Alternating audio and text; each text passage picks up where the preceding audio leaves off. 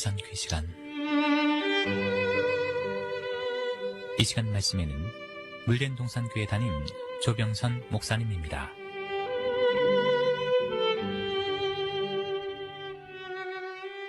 몇 년 전 일입니다.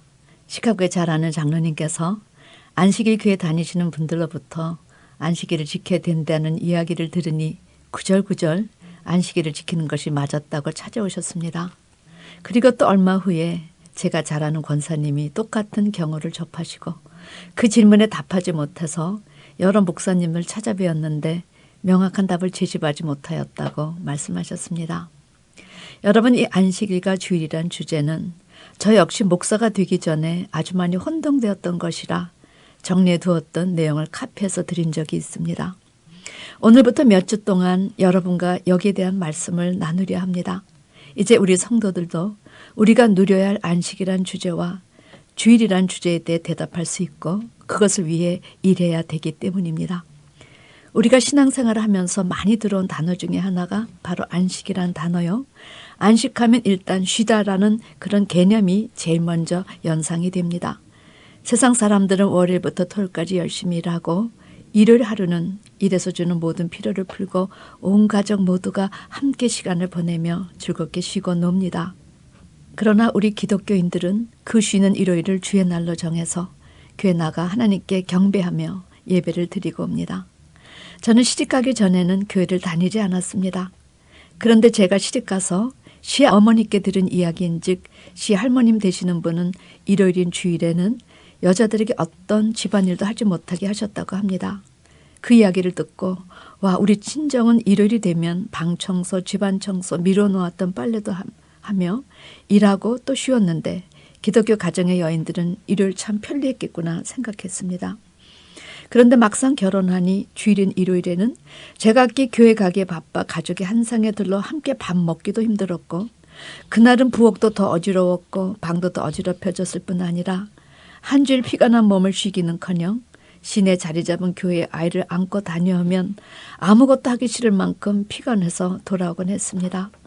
그런 이유로 일요일에는 집을 깨끗이 정리하고 온 가족이 모여 즐거운 시간을 보내고 또 얼마간은 낮잠도 자며 피로를 풀었던 제가 받는 문화적 충격은 대단히 컸습니다.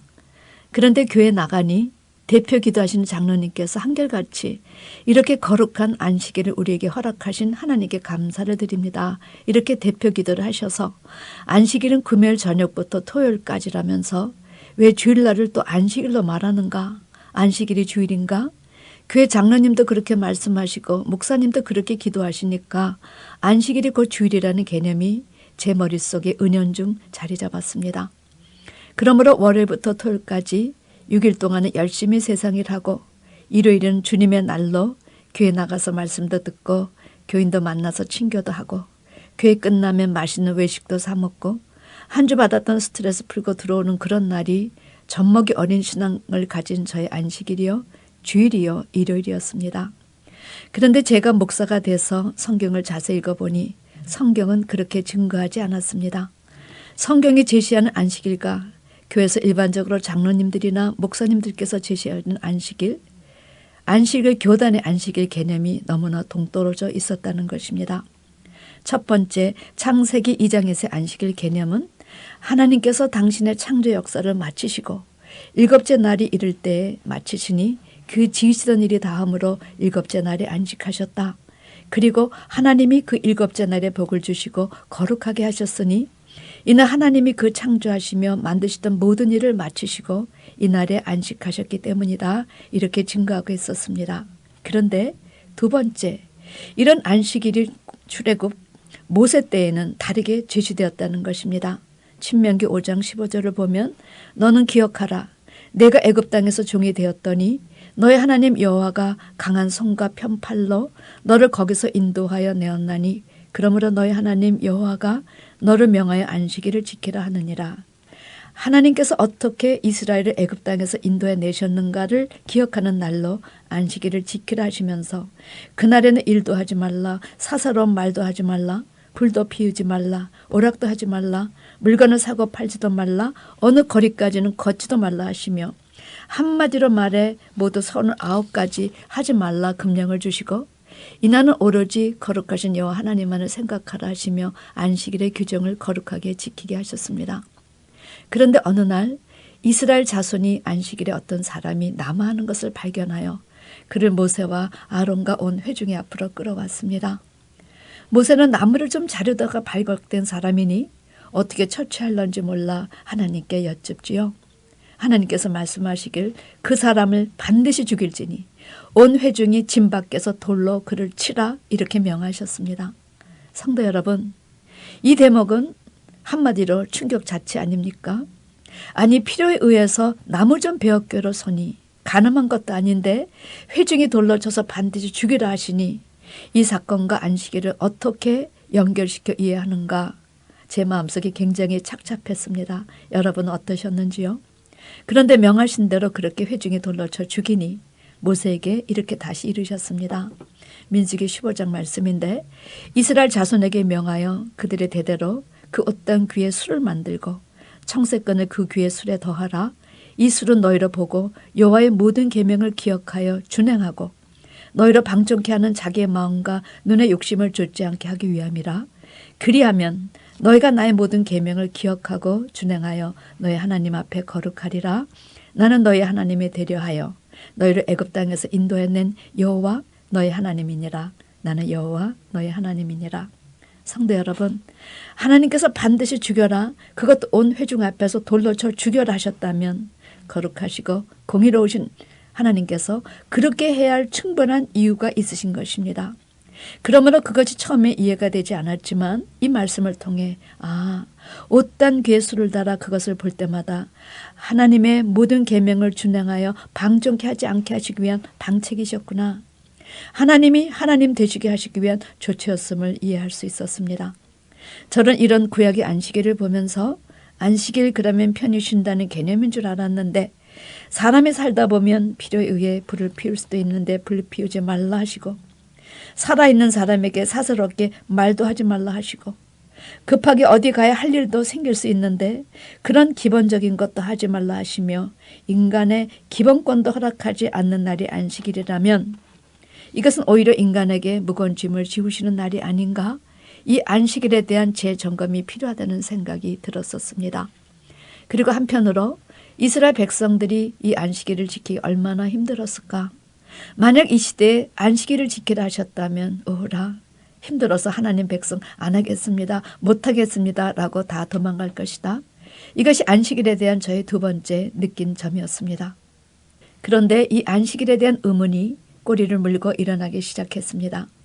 창세기 2장 1절 3절에서 하나님께서 처음 창조의 역사를 마치시고 7전에 안식하셨던 그 안식은 이해가 되는데 선악과 사건 이후에 모세를 통해 주신 안식일은 점점 이해하기가 어려웠다는 것입니다. 그런데 여러분, 안식일이 무엇이간데 하나님은 복을 주시려면 사람에게 복을 주시지 왜 7째 날짜에 복을 주셨을까요? 여러분은 이런 하나님의 의도가 이해가 되셨습니까? 사람을 지으시고 심히 기뻐하셨던 그 하나님이 왜 7째 날짜에 복을 주셔야 했을까요? 그런데 세 번째, 신약에 와서는 완전히 그 내용이 달라졌다는 것입니다. 어느 날 나사렛이라는 동네에 예수라는 이름을 가진 청년이 나타나 그 오랜 전통의 율법을 어기기 시작했습니다. 이 거룩한 안식일 날 일할 수도 사사로운 말을 할 수도 없는 이 날에 예수님은 많은 사람의 아픔과 고통을 해결하는 일을 하기 시작한 것입니다. 안식일에는 일하면 안 된다는 고정관념, 거룩히 지키지 않으면 안 된다는 광박관념의 틀에 박힌 유대인들 속에서 아무도 고치지 못했던 갖가지의 병을 고치시며 종횡무진으로 새 바람을 일으키며 그 안식일에 주님께서 일하시기 시작하신 것입니다. 예수님께서 공생애를 시작하시면서 제일 먼저 하신 것은 안 못 보는 소경과 안진뱅이, 손마른 자, 38년 된 병자 등을 고치시면서 이스라엘 백성이 갖고 있던 그 엄숙한 안식일 개념을 깨시는 일이었습니다. 이런 주님을 향해 종교 지도자들은 경악했고 아무도 고치지 못하는 불치병을 예수라는 청년이 고쳤다는 놀라움과 기쁨보다는 어떻게 감히 이 안식일을 범할 수 있는가에 초점이 맞춰져서 그 시대 종교 지도자들은 이 젊은 무법자에게 분노하기 시작했습니다. 주님은 분노하는 그들에게 이렇게 말씀하셨습니다. 내 아버지께서 일하시니 내가 어찌 안식할 수 있으랴. 그러므로 나도 일한다. 엿새 동안 창조하시고 제7일에 안식하셨으나 아담의 타락으로 인해서 그 안식이 깨어져 주무시지도 못하시고 주무시지도 못하시는 아버지 하나님을 생각하시며 일하신다 하신 것입니다. 이 말씀에서 우리는 세 가지 사실을 깨닫게 됩니다. 첫째, 아직 안식할 수 있는 상황이 아니다. 둘째, 안식하기 위해서는 일해야 한다. 셋째, 일한 사람들의 사후에 영원한 안식 세계가 기다리고 있다. 저는 이런 예수님을 보면서 안식은 쉬다라는 뜻을 갖고 있지만 쉬기 위해서는 일하는 한때가 있어야 한다는 진리를 우리에게 가르쳐 주신 주님의 뜻을 깨달을 수 있었습니다. 그러므로 우리에게 남은 영원한 안식을 주시기 위해서 공생의 기간 동안 그렇게 바쁘게 일하시며 제자들을 키우셨구나. 우리가 쉴 수 있는 그날이 와야 하나님도 쉬실 수 있기 때문에 그렇게 밤이 맞도록 새벽 미명에 기도하시고 끼니도 걸으시면서 종횡무진 생명을 주시려고 애쓰셨구나. 그때 주님의 마음이 제 마음에 말할 수 없는 큰 감동과 감격으로 꽂혀왔었습니다. 여러분, 만약 아들이 집을 나가 방탕한 삶을 살고 있다면 그런 아들을 둔 부모가 어찌 다리를 뻗고 편히 누워 잘 수 있겠습니까? 저는 아담 이후 6,000년 동안 조시지도 못하시고 주무시도 못하고 쉬시지도 못하고 일하시는 아버지 하나님을 생각하며 주께서 일하신다 하시니 목사로서 정말 열심히 일해야 하겠다. 요한복음 6장에서 제자들이 우리가 어떻게 하여야 하나님이라 하오리까 질문했을 때 여러분 주님께서 이렇게 대답하셨습니다. 하나님의 보내신 자는 믿는 것이 하나님이리라. 저는 그 구절이 생각나 주님을 아는 일에 열심 내고 그분을 제대로 알고 제대로 믿어 저도 잃어버린 아들들을 찾아드린 일을 열심히 해야겠다. 세상 말로 처리들기 시작했지요. 안식일에 대한 성경을 살펴보면서 아버지의 마음을 깨닫고 열심히 일하시는 주님의 모습과 그런 주의 마음을 헤아리지 못해서 오랜 병고에서 해방되는 내 이웃의 그 기쁨에 동참하지 못하고 안식일의 규례를 깼다고 예수님을 율법의 눈으로 비판하고 정죄하는 유대인들의 그 엄숙한 얼굴이 얼마나 대조가 되었는지 모릅니다. 그리고 주일을 날짜로 지켜 섬기는 현대 크리스찬이 바로 신약 속의 그 강팍한 유대인이 아니었나도 비교가 되었습니다. 여러분, 예수님은 창세기 2장에서 축복의 날로 규정하신 제7의 안식일의 주인으로 오신 분이시기에 우리가 오신 그 예수님을 믿으면 그것이 바로 안식일을 지키는 것이요 복의 근원이 되는 것이었습니다. 사랑하는 성도 여러분, 하나님이 처음으로 제시하신 안식일의 영적 개념은 무엇이었을까요? 그 안식일의 개념과 선악과 이후의 안식일의 개념의 차이는 무엇일까요? 주님께서는 아버지가 일하시니 나도 일한다 하셨는데 지금 아버지가 하시는 일은 무엇이고 주님의 하시는 일은 무엇이고 또 우리가 해야 할 일은 무엇일까요? 왜 안식일에 그렇게 하지 말라는 조항을 많이 제시하여야 했을까요? 출애굽하신 날을 기념하여 안식일을 거룩히 지키라 명령하신 하나님의 의도는 무엇이었을까요? 주님의 십자가 사건 이후 왜 안식일이 아니라 부활하신 날을 주의 날로 정해 예배를 드리게 되었을까요? 주께서 안식일을 범하신 의도는 어디에 있었을까요? 구약의 안식일이 어떻게 신약에 와서는 일요일로 그 날짜를 바꿔 예배를 드리고 그 날을 주의 날이라 칭하게 되었을까요? 안식일 교단은 기성교단에 의해 비판받으면서도 왜 아직도 열심히 그 안식일을 지키고 오히려 기성교단이 안식일을 지키지 않는다고 비판할까요?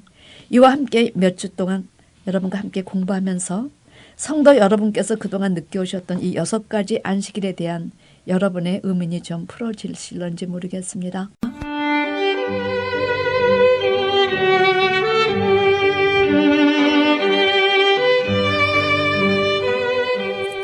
지금까지 말씀에 물된 동산교회 담임 조병선 목사님이었습니다.